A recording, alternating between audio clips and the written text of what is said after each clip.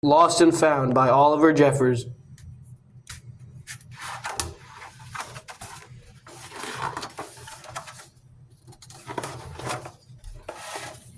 Once there was a boy, and one day he found a penguin at his door.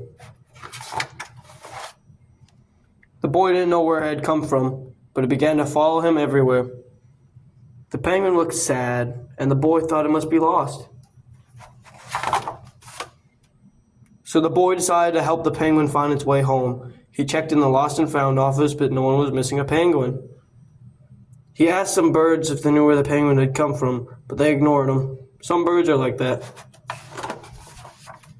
The boy asked his duck, but the duck flew away. He didn't know. That night the boy couldn't sleep for disappointment. He wanted to help the penguin, but he didn't know how.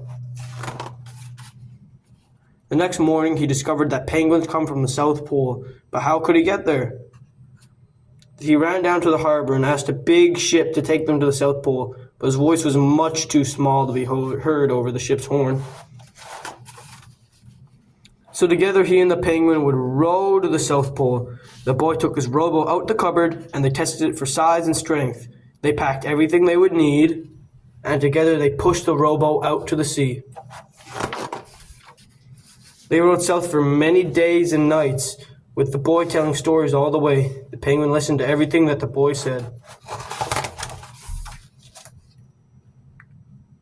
They floated through good weather and bad, when the waves were as big as mountains, until they came to the South Pole. The boy was delighted, but the penguin said nothing. Suddenly, it looked sad again, as the boy helped it out the boat. The boy said goodbye and floated away, but as he looked back, the penguin looked sadder than ever. It felt strange to be on his own, and the more he thought, the more he realized he was making a big mistake.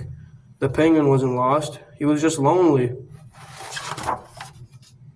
Quickly he turned the boat around and headed back to the South Pole as fast as he could. At last he reached the pole again, but where was the penguin? The boy searched and searched, but he was nowhere to be found. Sadly, the boy set off for home. There's no point in telling stories because there was no one to listen to except the wind and the waves.